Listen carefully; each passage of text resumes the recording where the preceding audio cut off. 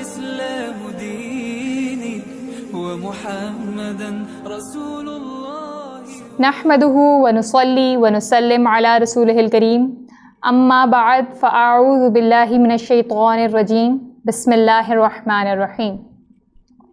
رب اشرح لی صدری ویسر لی امری واحلل عقدۃ من لسانی یفقہوا قولی. السلام علیکم ورحمۃ اللہ وبرکاتہ. آج کی اس ویڈیو میں ہم اعتکاف جیسی مقدس عبادت کے کچھ آداب کے بارے میں گفتگو کریں گے. مسجد میں یوں تو ادب سے بیٹھنا اٹھنا ہر مسلمان پر فرض ہے، لیکن خصوصی اعتکاف کے دنوں میں اسلامی آداب کو مد نظر رکھنا چاہیے، اور خاص طور پر معتکف کو اعتکاف کی حالت میں جن آداب کی طرف خصوصی توجہ دینی چاہیے وہ یہ ہیں.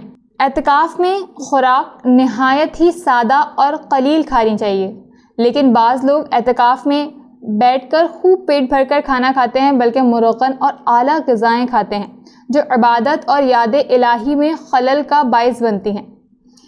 اسی لیے صوفیہ کرام، فقراء اور اہل تقوی اس امر کی خاص تلقین کرتے ہیں کہ اعتکاف میں کھانا انتہائی قلیل کھایا جائے، مگر کھانا بالکل ترک نہ کیا جائے.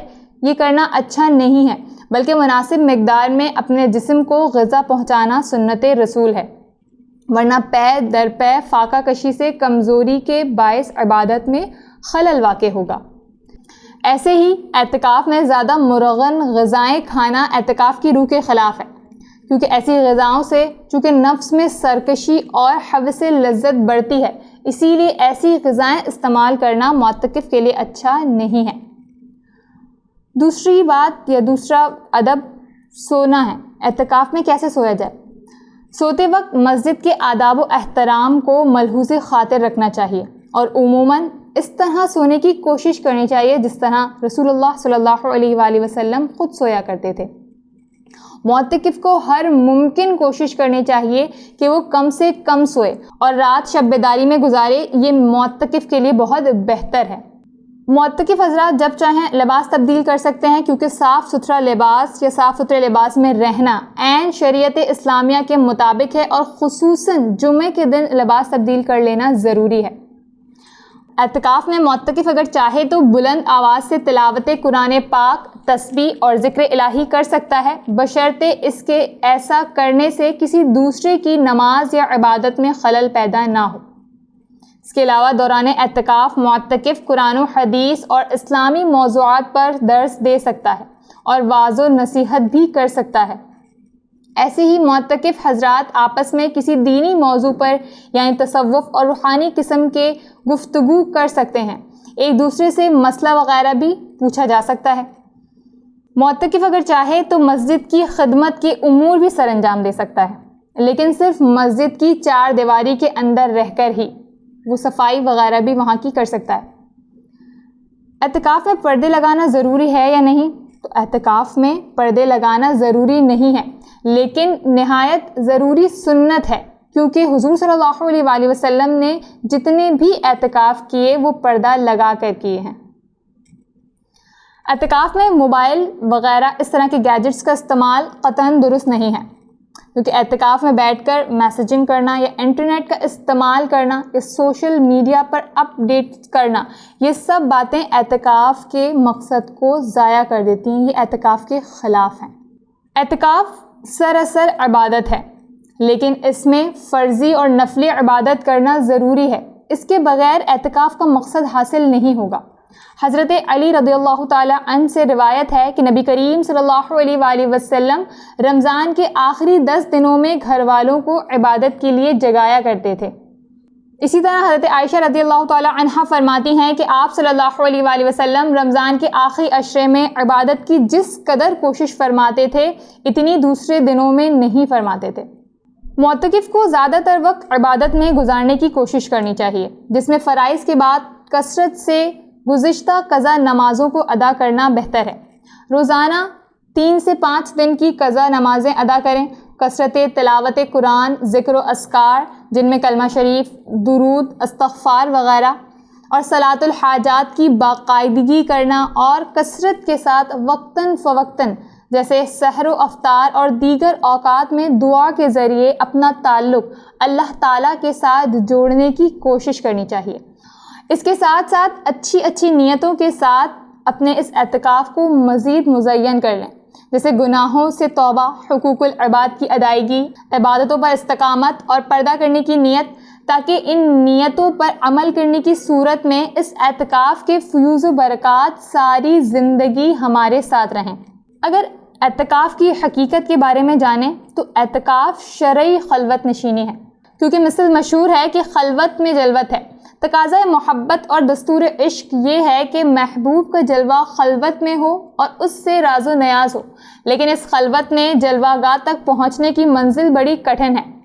اسی لیے عقل مصلحت انگیز ہو کر کہتی ہے کہ راہ محبت چھوڑ دے، کیونکہ اس میں دکھ ہی دکھ ہیں، لہٰذا خلوت کو ترک کر دیا جائے۔ لیکن عشق کہتا ہے کہ نہیں، یہ مقصد حیات تو نہیں کہ نفس کا غلام بن کر اپنے خالق حقیقی کے احسانوں کو بھلا کر رہے۔ خلوت میں محبوب سے آشنائی اور راز و نیاز ہو۔ چنانچہ عشق نے کہا کہ اے بندے، دنیا چھوڑ دے، جنگل کی راہ لے، اہل خانہ کو خیر بات کہہ دے۔ لیکن پابندی شریعت نے تقاضا کیا کہ نہیں، اے حضرت انسان، دنیا کو نہ چھوڑ، کیونکہ یہ تیرے لیے بنائی گئی ہے اور تجھ ہی سے آباد ہے۔ اسی لیے میں تجھے خالق کائنات سے ملاقات کا راستہ بتاتی ہوں، تجھے اس گوشے میں لاتی ہوں جہاں صرف اللہ اور بندہ ہوگا، جہاں وصل ہے فراق نہیں ہے، جہاں دیدار ہے ہجر نہیں ہے، جہاں آقا اور غلام کے سوا اور کوئی نہیں ہے، جہاں اللہ اور بندے کے درمیان کوئی حجاب نہیں، جہاں یاد محبوب کے سوا کچھ بھی نہیں، اور شرعی گوشہ نشینی رمضان المبارک کا اعتکاف ہے، جہاں اے مرد و مومن چند روز دنیاوی کاموں کو خیر بات کہہ کے خلوت میں آ جا اور اللہ کے حضور سر بسجود ہو جا۔ یہاں صرف تو اور تیرا مالک ہے، اس سے راز و نیاز کی بات کر، حق بندگی عطا کر اور اس وعدے کو پورا کر جو تیری روح سے روز ازل اپنے خالق جو تیری روح نے روز ازل اپنے خالق سے کیا تھا کہ میں تیری بندگی پر قائم رہوں گا۔ کیونکہ خلوت نشینی میں حفاظت نفس ہے، خلوص ہے، یاد ہے، روحانیت کی ابتدا اور انتہا ہے، وصل ہے، دیدار ہے، مشاہدہ ہے، گویا ہر وہ چیز ہے جسے تو اللہ تعالیٰ سے حاصل کرنا چاہتا ہے، اور خاص کر انسان کی روح کی غذا ہے، لذت آشنائی ہے جو صرف اعتکاف میں ملتی ہے۔ اسی لیے اے طالبان حق و صداقت، اے سالکان طریقت اور راہ محبت کے مسافروں، دنیا کو خیر بات کہنے کے بجائے چند روز کے اعتکاف میں آ جاؤ، جس سے دین و دنیا دونوں قائم رہیں، کیونکہ اس طرح کرنے سے رہبانیت نہیں ہوتی۔ اس شرعی گوشہ نشینی کا مقصد در حقیقت یہ ہے کہ چند روز کی عبادت سے انسان کا دل و دماغ مکمل طور پر پوری توجہ سے اللہ کی طرف مائل ہو جائے اور اس کے دل سے اللہ کے سوا ہر چیز نکل جائے، تاکہ انسانی روح کا تعلق اللہ کے ساتھ مستحکم ہو جائے اور انسانی سوچ کا مرکز صرف اللہ ہو جائے، تاکہ اللہ بندے کو دوست بنا لے اور اسے دین و دنیا میں کامیابی سے نوازے۔ موجودہ حالات میں کورونا وائرس کی وبا کے سبب ہم سب سوشل ڈسٹینسنگ کی صورت میں دنیاوی خلوت نشینی کی زندگی گزار رہے ہیں۔ اس کوارنٹین اور اس وبا کو بجائے اللہ تعالیٰ کا عذاب سمجھنے کے اپنے لیے نعمت عظمیٰ جانیں کہ یہ قانون قدرت ہے۔ جب اللہ تعالیٰ اپنے بندے کو کچھ خاص عطا کرنا چاہتا ہے تو وہ اسے دنیا سے کاٹ کر خلوت کی محبت عطا فرما دیتا ہے۔ جس طرح اللہ تعالیٰ نے حضرت موسیٰ علیہ السلام کو تورات عطا کرنے کے لیے 40 دن کے لیے دنیا سے کٹ کر اپنی عبادت کا حکم دیا، اسی طرح جب کریم آقا علیہ الصلاۃ والسلام پر نزول وحی کا وقت قریب آ گیا تو آپ صلی اللہ علیہ وآلہ وسلم مہینوں اللہ کی یاد میں غار حرا میں خلوت نشیں ہو جاتے۔ یہ خلوت در حقیقت جلوت ہے، لہٰذا ہمیں چاہیے کہ ہم اس سوشل ڈسٹینسنگ یعنی دنیاوی خلوت نشینی کو حقیقی خلوت نشینی میں تبدیل کر دیں۔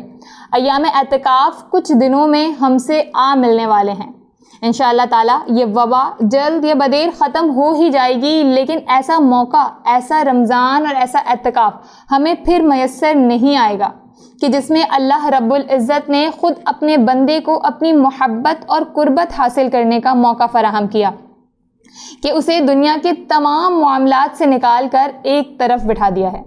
اب ہمیں اس موقع سے فائدہ اٹھا کر اپنے اس گنہگار وجود کو اس خالق حقیقی کی بارگاہ میں پیش کر کے ان تمام رحمتوں کو حاصل کر لینا چاہیے جو وہ رمضان المبارک کی ان مبارک راتوں میں اپنے بندوں پر نازل فرماتا ہے، اور پورے ماہ سے بڑھ کر ان رحمتوں کا نزول رمضان المبارک کی آخری شب یعنی لیلۃ الجائزہ میں ہوتا ہے، جسے ہم چاند رات کے نام پر غفلتوں کی نظر کر کے ضائع کر دیتے ہیں۔ معتکف اور غیر معتکف سب ہی کو اس رات کو بجائے گناہوں کی نظر کرنے کے اپنی پوری ماہ کی عبادتوں کی اجرت کے حصول کا ذریعہ بنانا چاہیے۔ اللہ کریم ہمیں اس رات کے فیوز و برکات عطا فرمائے اور ہمیں لیلۃ الجائزہ کا حق ادا کرنے کی توفیق عطا فرمائے۔ وآخر الدعوانا ان الحمد للہ رب العالمین۔ ربي والإسلام ديني ومحمدا رسول الله